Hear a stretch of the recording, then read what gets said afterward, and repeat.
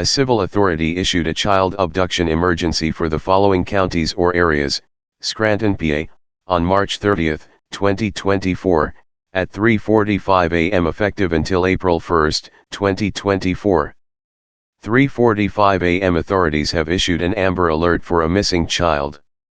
Daniel Tiger, a 4-year-old male, was last seen at the 2700 block of Supernovae Road wearing a red hoodie. Suspect is believed to be driving a tan 2014 Town and Country, license plate unknown. If you have any information, please contact local law enforcement immediately.